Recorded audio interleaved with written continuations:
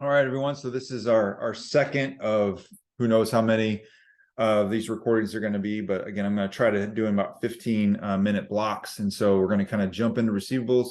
We're going to see how far we get, and then we'll kind of go from there.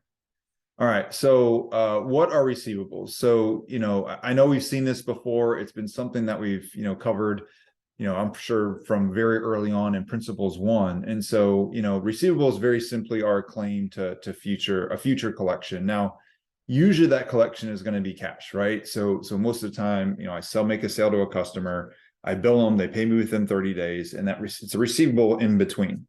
But you could collect other assets or even a service based on the sale. And so, but again, most of the time it's cash, but it doesn't always have to be cash. So what is this distinction between a trade and a non-trade receivable? This is probably where we're going to get a little more nuanced than what you're used to, but a trade receivable, that's something that results from the sale or of goods or services. So if you think about like your core operations, a sale of a good or service, and that's what normally we call an accounts receivable. So when you see accounts receivable, just know that accounts receivable is a type of trade receivable. And then we do also have what are called non-trade receivables. And so these are things that fall outside of selling goods and services, but are also, rights to future collections. And so like tax refund, interest receivable from if I'm lending money, on the short term to somebody, or maybe I make an advance to an employee and they need to pay me back. All those things are still a right to a future collection, but it's not resulting from the sale of a good or service. Therefore, it's a non-trade receivable. And so again, trade receivables and accounts receivable kind of synonymous. And then there are lots of different types of non-trade receivables.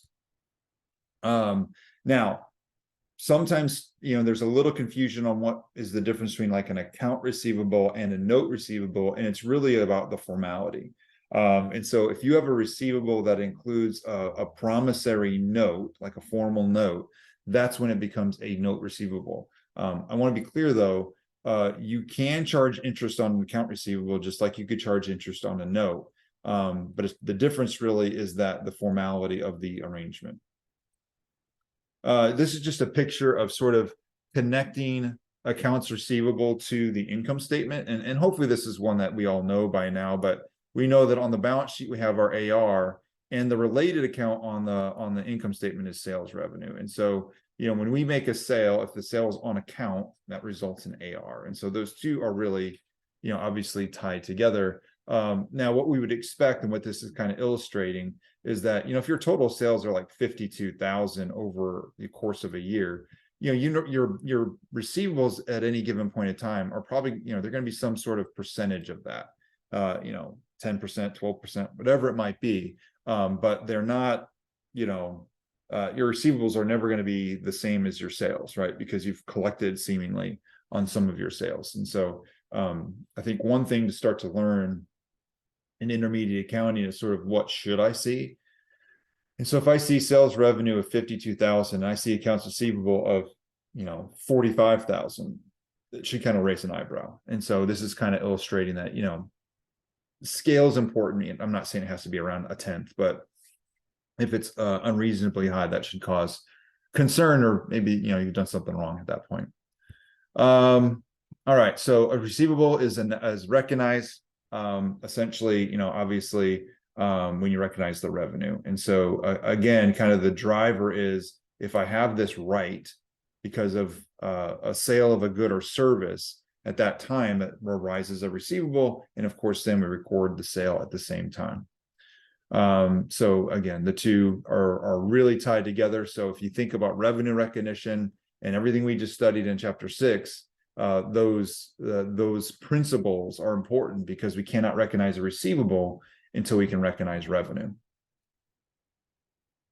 Typically, in a lot of business-to-business transactions, you're going to give somebody 30 to 60 days to make a payment, and we'll talk about different terms. But what this allows us to do is it really facilitates transactions. So it's really kind of a benefit to you to have credit sales, because it does help with internal control, as far as, there's now an accounting for that sale.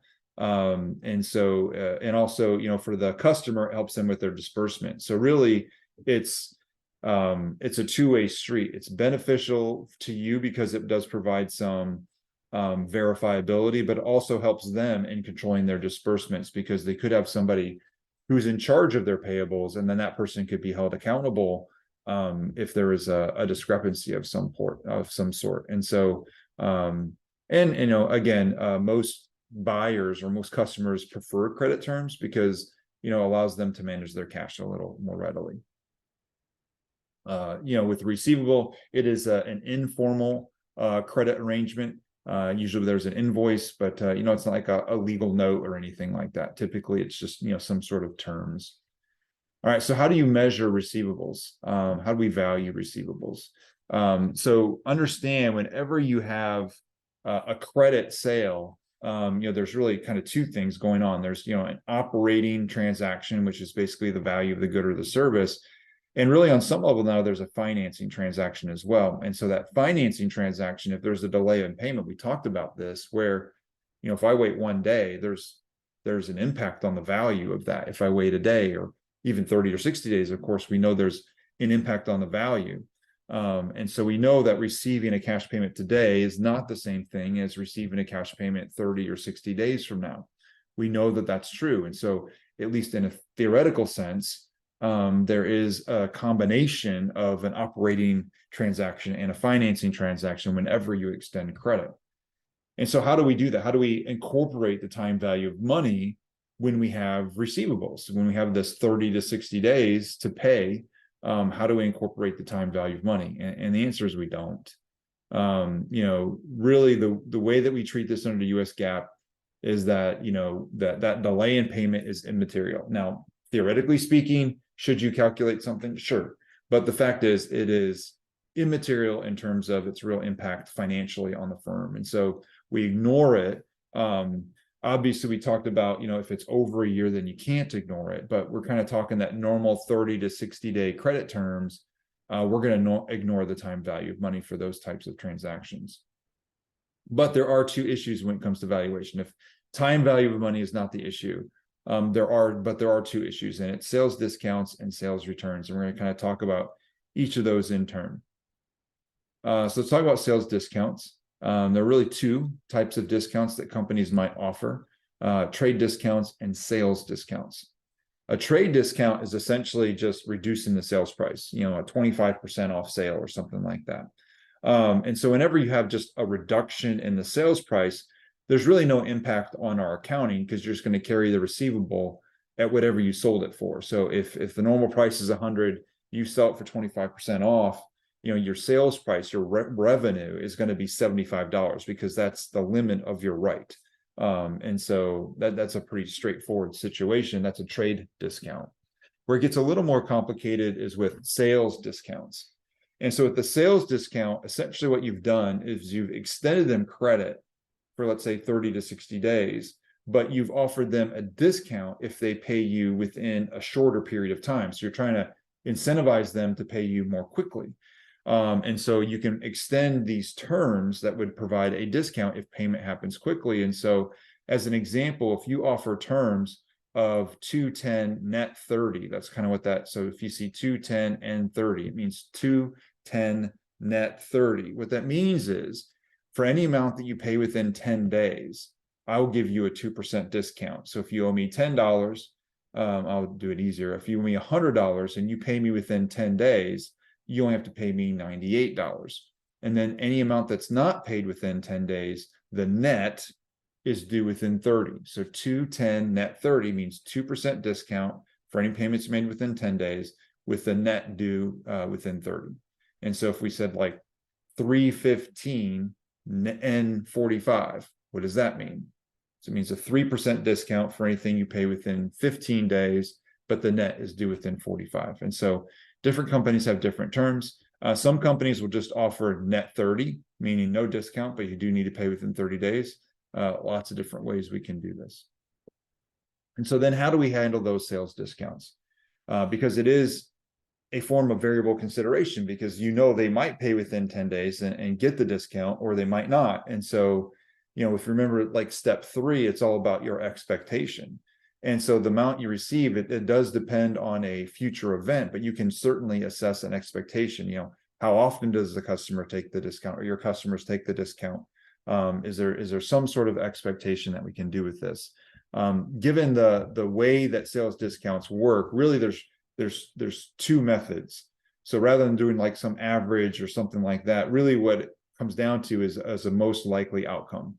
So essentially with a sales discount, you're really going to account for it using the most likely amount. And so really the amounts are either full payment or full discount, right? Those are kind of like either they're going to take the discount or they're not. And so the gross method basically is assuming that the discount will not be taken, whereas the net method is assuming that the discount will be taken. And so those 2 assumptions could greatly change the way that we do the accounting. And so the gross, again, just kind of summarize it. We'll on the next lecture, we'll go into detail of the accounting, but with the gross method, you're gonna record the sale initially at the full price. And then if the discount is taken, you're going to have an additional entry, and we're going to kind of walk through that. And that additional entry is going to introduce this account called a sales discount. With the net method, you actually record it at the net price, meaning assuming that the discount is going to be taken. And then if the discount is not taken, you have this additional account called a sales discount forfeited. And so really 2 ways to do it. One is the gross method, and then if the discount is taken, you have an additional entry. And if the discount isn't taken, no big deal.